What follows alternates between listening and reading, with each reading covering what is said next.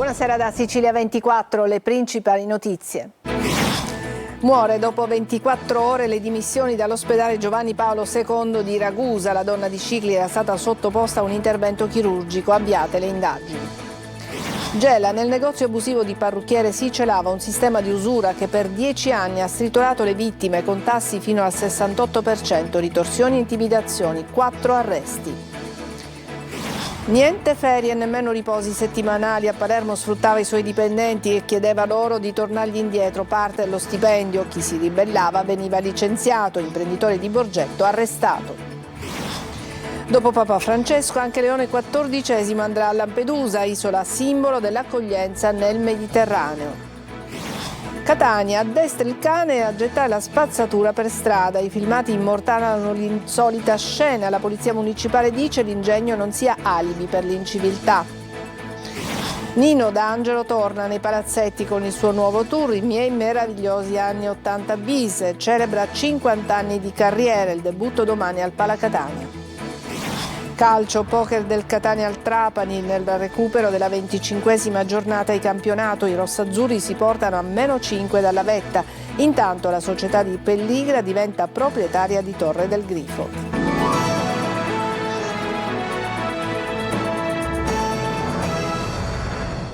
Qualcosa è andato storto, ne sono certi i familiari di una donna morta dopo essere stata dimessa all'ospedale Giovanni Paolo II di Ragusa appena 24 ore dalle sue dimissioni. La donna di Scicli era stata sottoposta a un delicato intervento chirurgico di asportazione di un polipo allo stomaco, poi ha avuto la perforazione, un secondo intervento, poi la morte dopo le dimissioni. Sentiamo Veronica Barbarino. Era stata sottoposta a un intervento per l'asportazione di un polipo allo stomaco nel reparto di chirurgia generale dell'ospedale Giovanni Paolo II di Ragusa. A seguito dell'insorgenza di una perforazione gastrica si era reso necessario nella stessa giornata un secondo intervento chirurgico. Poi la degenza e il ritorno a casa, ma la donna muore a nemmeno 24 ore dalle dimissioni. Accade nel Ragusano, dove una donna di 50 anni al rientro nella sua abitazione di San Pieri è improvvisamente deceduta. Per fare piena luce sull'accaduto, su segnalazione dei familiari sconvolti, i carabinieri del comando provinciale di Ragusa hanno avviato le indagini, acquisendo la cartella clinica, e la direzione sanitaria dell'ASP di Ragusa ha comunicato di aver avviato un'indagine interna. La salma si trova ora all'obitorio di Scicli, a disposizione della procura di Ragusa, che si appresta a disporre l'esame autoptico. Al momento infatti non è ancora chiaro se il decesso sia collegato alla complicanza post-operatoria o ad altri fattori. La donna lascia il marito e 3 figlie. Dietro la facciata di un negozio di parrucchiere, per giunta abusivo, si celava un sistema di usura che per 10 anni ha stritolato le vittime con tassi fino al 68% e c'erano anche ritorsioni e intimidazioni per chi non poteva pagare. Gerry Italia. Una parrucchieria nel cuore di Gela, una innocua attività commerciale, seppur abusiva. Eppure, secondo gli inquirenti, dietro quelle saracinesche si nascondeva un sistema illecito di prestiti a usura attivo da almeno 10 anni. Con questa accusa è stata arrestata Milena Scudera, 41 anni, trasferita nel carcere femminile di Agrigento al termine dell'operazione Fenus, condotta dai carabinieri del reparto territoriale di Gela e coordinata dalla procura. Le indagini, partite dalla denuncia di una delle vittime, hanno permesso di ricostruire un giro di denaro impressionante, tassi di interesse fino al 68% e un meccanismo di recupero crediti fondato su minacce, danneggiamenti e incendi. In caso di ritardi nei pagamenti, la donna avrebbe commissionato ritorsioni a pregiudicati, pagandoli anche 100 euro per ogni singolo atto intimidatorio. Gli investigatori hanno sequestrato oltre 162.000 euro in contanti e un vero e proprio libro mastro, ritenuto la contabilità dell'attività usuraia. Documentati anche 2 gravi episodi, l'incendio di un'auto e quello della saracinesca di un garage. I soggetti usurati non si rendono neanche conto di quanto hanno pagato, di quanto ancora devono pagare. Entrano in un giro di numeri e di soldi che li strozza completamente, che distrugge vite. Come sempre noi sottolineiamo che la denuncia è una strada che per questo tipo di reati è determinante. Oltre alla principale indagata sono finiti agli arresti domiciliari 3 uomini, tra gli indagati anche un minore. Le vittime accertate al momento sono 2, ma gli inquirenti non escludono che possano essercene altre ancora in silenzio per paura. Siamo riusciti a ricostruire la presenza di altre vittime, che alcune hanno confermato e si sono fidate delle istituzioni, altre invece no. È importante denunciare questi episodi, è importante fidarsi delle istituzioni. Un'indagine complessa durata mesi tra pedinamenti, osservazioni e controlli tecnologici che ha portato alla luce un vero e proprio sistema radicato nel territorio. E adesso a Palermo, dove un imprenditore di Borgetta è stato arrestato, sfruttava i suoi dipendenti ai quali non concedeva ferie e riposi settimanali e chiedeva loro perfino parte dello stipendio erogato. Sentiamo Marco Gullà. Io ti faccio lavorare, ma tu devi restituirmi mezzo stipendio. Avrebbe sfruttato così i suoi dipendenti mal pagati e a volte costretti a restituire parte della paga. E se ti ribellavi, venivi licenziato. I finanzieri del comando provinciale di Palermo hanno arrestato l'imprenditore Francesco Paolo Lombardo, 62 anni, titolare della Orto Sud di Borgetto, impresa che lavora nel settore delle insalate e dei prodotti ortofrutticoli già imbustati, venduti nella grande distribuzione e pronti per la tavola. Lombardo è indagato per lo sfruttamento del lavoro ed estorsione. Sotto inchiesta anche un suo stretto collaboratore. Niente ferie, nessun riposo settimanale per circa 20 dipendenti. In molti casi, inoltre, i lavoratori sarebbero stati costretti a prelevare in contanti parte dello stipendio per restituirlo al datore di lavoro. Per quello che percepivano i dipendenti, siamo quindi ai confini della schiavitù e se ti assentavi per malattia o impegni familiari, rischiavi licenziamento.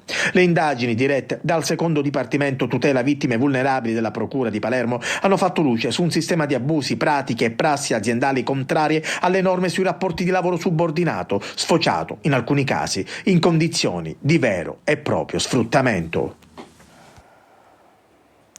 È stata scoperta una truffa da 1,4 milioni di euro per fondi europei. È stata smantellata un'associazione criminale che percepiva indebitamente i contributi che l'Unione Europea destinava all'agricoltura. Sentiamo Emanuela Corsi. Avevano messo in piedi un articolato sodalizio criminale per percepire aiuti comunitari riservati al settore agricolo. I carabinieri per la tutela agroalimentare di Salerno e Messina hanno smantellato un'associazione per delinquere dedita alla truffa aggravata e all'autoriciclaggio. 6 le misure cautelari a carico di 6 imprenditori agricoli siciliani. Per uno di loro sono scattati gli arresti domiciliari con applicazione del braccialetto elettronico. 22 gli indagati. Tra il 2018 e il 2022 il sodalizio ha ottenuto illecitamente fondi FEAGA per un ammontare di oltre 1.400.000 euro, ingannando l'Agenzia per le erogazioni in agricoltura attraverso la creazione di aziende fittizie e l'inserimento nei fascicoli di terreni mai concessi o dichiarati falsamente come usucapiti. Le indagini coordinate dalla Procura europea hanno fatto emergere una migrazione di numerosi fascicoli aziendali dai centri di assistenza agricola siciliani a quelli di Salerno e Latina per eludere i controlli delle autorità locali. Il gruppo non si limitava soltanto alla percezione indebita degli aiuti, ma schermava i proventi delittuosi trasferendoli tra vari conti societari o reinvestendoli nell'acquisto di beni tramite aste pubbliche. Questo meccanismo di autoriciclaggio era finalizzato a occultare l'origine illecita del denaro sottratto al bilancio dell'Unione Europea. È stato eseguito un sequestro preventivo di beni per oltre 360.000 euro che ha riguardato titoli PAC, conti correnti, 2 terreni in provincia di Messina e 2 appartamenti nel Catanese. Avrebbero rapinato una coppia di fidanzati dopo averli speronati con un'auto e inseguiti per le strade di Partinico. 4 giovani, uno dei quali armato di coltello, tra loro anche una ragazza, hanno costretto la coppia a scendere dalla vettura e l'avrebbero aggredita. Il fidanzato della coppia è stato ferito con alcuni fendenti e minacciato di morte e rubandogli 200 euro. Uno dei 4 avrebbe tentato di violentare la giovane che è riuscita ad opporsi. I 4 giovani sono stati posti agli arresti domiciliari. Dopo Papa Francesco, anche Papa Leone si recherà a Lampedusa e lo farà il prossimo 4 luglio. L'isola è considerata simbolo dell'accoglienza nel Mediterraneo. Davide Sardo. Lampedusa torna al centro dell'attenzione mondiale. Il prossimo 4 luglio Papa Leone XIV sarà sull'isola, simbolo dell'accoglienza nel Mediterraneo. L'annuncio è arrivato attraverso un videomessaggio del pontefice ed è stato dato in contemporanea nel vescovado di Agrigento dall'arcivescovo Alessandro Damiano nel corso di una conferenza stampa. Il Papa ha espresso gratitudine alla comunità lampedusana per l'impegno verso i migranti, definendo l'isola porta d'Europa e luogo di riconciliazione. È veramente uno stimolo a saper guardare la storia, questa storia, con gli occhi di Dio e ad ascoltare il grido dei poveri, degli oppressi, con l'orecchio di Dio. Come a Mosè, Dio dice va dal mio popolo. Una presenza che richiama alla memoria il primo storico viaggio del 2013 di Papa Francesco. 13 anni dopo la Chiesa torna a Lampedusa per ribadire che pace e umanità passano dalla solidarietà concreta. Lampedusa è molto più di un luogo simbolico e questa visita è un riconoscimento alla storia, all'identità e ai valori della nostra gente e della nostra cultura. Accoglieremo il Santo Padre come sappiamo fare noi lampedusani, con rispetto, con dignità. A Niscemi continua il monitoraggio con i droni. La frana oggi non ha fatto registrare nuovi smottamenti. Per gli sfollati tra case da trovare, strade interrotte e oltre 1000 richieste, la situazione resta complessa. Gerry Italia. A Niscemi prosegue l'attività dei droni e continua il monitoraggio del versante. I sensori installati lungo la provinciale 12 al momento non segnalano nuovi movimenti. Intanto continua senza sosta il lavoro dei vigili del fuoco, 36 interventi solo ieri, quasi 1500 dall'inizio dell'emergenza. Mercoledì 25 febbraio, a un mese esatto alla frana, il Comitato degli Sfollati organizzerà una fiaccolata per mantenere i riflettori accesi su una crisi che è ancora tutta da superare. Domani invece partiranno i primi 150 pagamenti del contributo di autonoma sistemazione per le famiglie costrette a lasciare le proprie abitazioni dopo la frana. Un primo segnale concreto annunciato dal sindaco Massimiliano Conti durante la riunione del centro di coordinamento soccorsi in prefettura. Le domande presentate al comune sono già 1144, quasi 500 per ottenere il contributo all'alloggio. Sul fronte delle soluzioni abitative la mappatura parla chiaro: 311 immobili disponibili alla vendita, appena 39 quelli in affitto. Numeri che raccontano una difficoltà reale nel garantire tempi rapidi per la sistemazione definitiva degli sfollati. Resta invece critico il nodo della viabilità. La prossima settimana, dopo averle liberate da fango e detriti, partiranno i lavori sulle provinciali 82 e 35, mentre l'esercito asfalterà la trazzera verso San Michele di Ganzeria. Per l'unica strada di collegamento rimasta, la SP11 invece, è allo studio un nuovo tracciato più sicuro e lontano dalla frana. Adesso una breve pausa, poi vi mostreremo un cane addestrato a gettare la spazzatura. Bravo il cane, ma furbo il suo proprietario, e vedremo perché. A tra poco.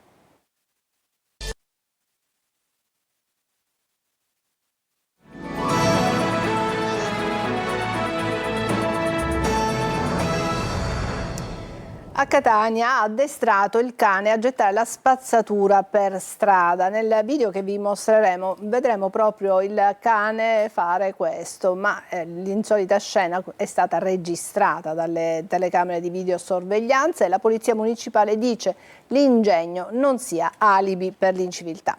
Tonino De Mana. Quando la realtà supera la fantasia, oppure quando l'ingegno diventa un modo per violare le regole. Quello che vi mostriamo però è un unicum per la città di Catania, ovvero un cane addestrato per buttare la spazzatura, alimentando l'ennesima discarica abusiva. A scovarlo in via Pulicara, nel rione San Giorgio, sono stati gli agenti del reparto ambientale della Polizia Municipale che da giorni tenevano d'occhio l'aria.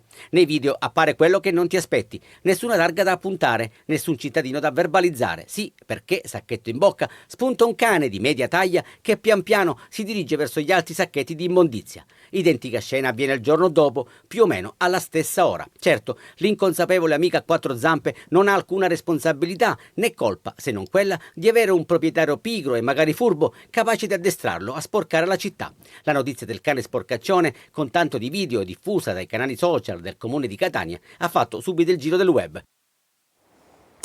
E restiamo a Catania, dove episodi di inciviltà si registrano anche in viale Mario Rapisardi. Ancora Tonino De Mana. Divani, frigo, sanitari in disuso, altro che isole ecologiche. A Catania ogni marciapiede è buono per disfarsene e poco importa se in centro o in periferia. Le immagini che vedete arrivano dal trafficato viale Mario Rapisardi, uno degli snodi più importanti della città ed uno dei più bistrattati. colpa soprattutto di sacche di inciviltà difficili da debellare. Sono tante le segnalazioni alla nostra linea di WhatsApp al numero 342 74 55005 e molte sono concentrate tra Viale Mario Rapisardi appunto e via Miraglio Caracciolo. Qui, all'altezza di una fermata dell'autobus, si può notare un'autentica zona comfort con un bel divano in pelle lasciato sul marciapiede. Chi lo ha abbandonato avrà pensato almeno servirà ancora a qualcosa. Così si riposano le persone che prendono l'autobus, hanno il momento per riposarsi. Eppure qua vicino c'è un'isola ecologica. Eh sì, però la pigrizia lei mi insegna che è una brutta bestia. Si stancano, al modo più facile possibile, escono e lavoro. Non penso che siano persone degli altri quartieri. In Viale Mario Rapisardi, sempre in prossimità di una fermata AMTS, c'è invece un frigorifero che magari non è comodo come il divano, ma è comunque utile, visto che quest'anziano ha pensato bene di accomodarsi in attesa dell'autobus. Mettere prima un gabinetto con un coperchio completo qui e poi mettere un frigorifero dopo 10 giorni mi sembra una cosa inaudita. È una questione di civiltà, è una lotta, io dico impari. La domanda sorge spontanea. Chi ha buttato il frigo in Viale Mario Rapisardi non poteva lasciarlo all'isola ecologica? Già, ma sarebbe stato troppo semplice. E adesso parliamo di musica. Nino D'Angelo torna nei palazzetti con il suo nuovo tour I miei meravigliosi anni 80 bis e celebra i 50 anni di carriera. Il debutto sarà domani al Pala Catania. Desiree Ferlito. Che stasera non ce la faccia più la vita. 50 anni di musica, di emozioni, di storia. Nino D'Angelo torna nei palazzetti per celebrare la storia d'amore con il suo pubblico e lo fa in grande stile con I miei meravigliosi anni 80 bis Palasport Tour 2026. Mezzo secolo di canzoni diventate colonne sonore di intere generazioni. Passaggi stato senza giacca e cravatta così sotto. C'è una voglia di raccontarmi più che altro, perché la nostalgia sì, è normale, voglio dire, però a me piace molto pensare al futuro, però nel caso degli anni 80 sono stati gli anni meravigliosi, indimenticabili. Dopo un 2025 da incorniciare tra Sold Out e il successo del docufilm Nino 18 giorni, applaudito anche alla mostra del cinema di Venezia, l'artista napoletano riabbraccia il suo pubblico iniziando proprio dalla Sicilia, dove sarà domani al Pala Catania. Come un ritorno alle origini, un cerchio che si chiude proprio dove, davanti al pubblico siciliano, iniziò a prendere forma il suo sogno. Piazza Calza è stato il battesimo siciliano e Palermo mi dimostrò quella sera di amarmi, lo fa tuttora, ma lo fa tutta la Sicilia, Catania, Palermo, Messina. Madonna, è troppo bello, quando vado in Sicilia mi sento a casa mia. In scaletta brani simbolo dagli anni 80 a oggi, tra ricordi, immagini e nuove sorprese. Più di un concerto, una festa collettiva che attraversa generazioni e rinnova un legame lungo 50 anni.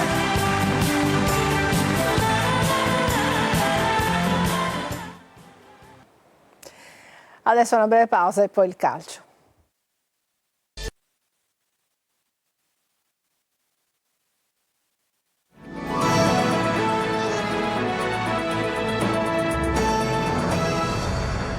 Ed eccoci al calcio, il Catania si impone nettamente sul Trapani e accorcia in classifica rispetto al Benevento, una serata ricca di gol e anche di commozione dopo la scomparsa di Orazio Russo. Marco Carli. Catania-Trapani vissuta nel segno di Orazio Russo, prima, durante e dopo la partita. La commozione era palpabile per tutti, la maglia con il numero 7, l'omaggio del Trapani ai figli, gli applausi e alla fine le parole di chi lo ricorda e di chi gli dedica la vittoria. Orazio lo conoscevo molto bene, ci sentivamo spesso, avevamo un bellissimo rapporto costruito dalle tante battaglie in campo.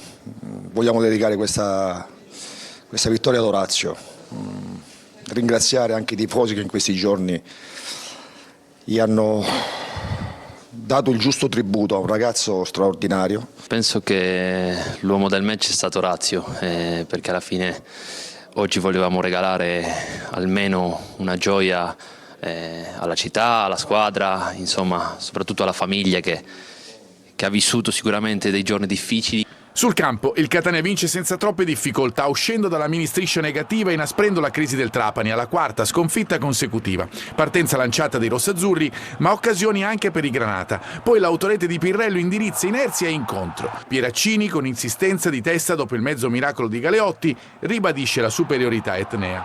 Nella ripresa emerge Ponsi all'esordio e autore di 2 assist per il 3-0 di Jimenez, bella azione rossa-azzurra che parte da Bruzzaniti, e il 4-0 del rullo compressore Casasola, gol con dedica a Orazio Russo. Benevento adesso a +5. Giocavamo solo noi, era una bella opportunità di accorciare. Questa vittoria ci permette di raddrizzare un po' il nostro percorso che è ancora lungo. E adesso è ufficiale, dando seguito al versamento del saldo di 4,9 milioni di euro, il Catania ha fatto l'ultimo passo per l'acquisizione del centro sportivo Torre del Grifo Village. L'atto formale è stato sottoscritto dal vicepresidente e amministratore delegato Vincenzo Grella. Il club di Pelligra diventa così ufficialmente proprietario della struttura e di tutti i beni custoditi all'interno della stessa. Era l'ultima notizia, grazie per averci seguito, buona serata.